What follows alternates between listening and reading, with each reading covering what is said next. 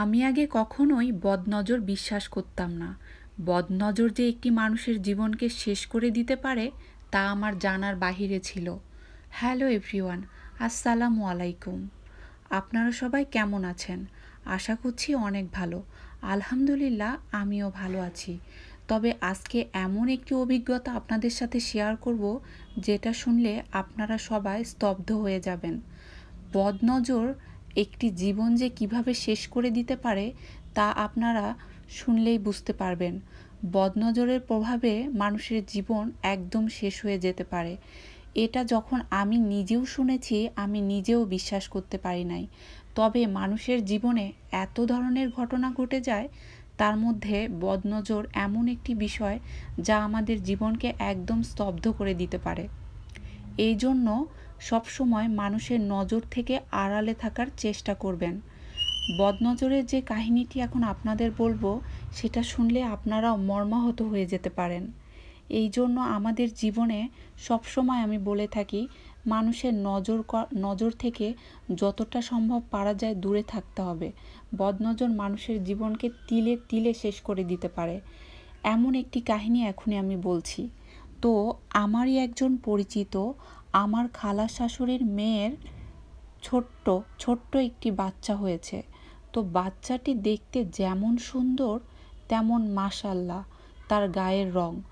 যেই বাচ্চাটিকে যখনই দেখে সেই প্রথমেই বলে ফেলে, কি সুন্দর বাচ্চা, এত সুন্দর বাচ্চা তো আগে কখনো দেখিনি, এমন বাচ্চাও হয়। মানে সবাই এমনভাবে বাচ্চাটিকে দেখার সঙ্গে সঙ্গে মন্তব্য করে বসেন, যা আসলে একটা অপ্রস্তুত একটি বিষয়। আসলে কেউ কখনো ভাবতেই পারেনি এরকম কথার মাধ্যমেও বাচ্চার নজর লেগে যেতে পারে। মানুষের কথা দ্বারাও যে নজর লাগতে পারে, এটা আসলে জানার বাইরে ছিল সবার। তো আমার আত্মীয় স্বজনরা কেউ আসলে এটা বুঝতেই পারেনি যে এরকম কথা থেকেও মানুষের নজর লেগে যেতে পারে। দিনটি ছিল শুক্রবার। সেদিন আমার রিলেটিভদের বাসায় বাচ্চারই একটি প্রোগ্রাম হয়েছিল। তো সেদিন প্রোগ্রামে অনেকে অ্যাটেন্ড করেছিল। সেখানে অনেক মানুষই বাচ্চাকে নিয়ে নানা ধরনের মন্তব্য করেছিল। মন্তব্য করার এক পর্যায়ে বাচ্চাটি অনেক ভালো ছিল, হাসি খুশি ছিল। তারপরে হঠাৎ করে বাচ্চাটি রাতের বেলা অসুস্থ হয়ে গেল। এমন অসুস্থ হয়ে গেল, মানে বাচ্চাটিকে ডক্টরের কাছে নিয়ে যাওয়া লাগলো। নিয়ে যাওয়ার পরেও ডক্টরও বুঝতে পারলো না বাচ্চাটির কি হয়েছে। তারপরে অনেক কিছু দেখার পরে দেখা গেল বাচ্চাটি আর কথা বলছে না, বাচ্চাটি একদম অসুস্থ হয়ে গেছে, নিস্তেজ হয়ে গেছে।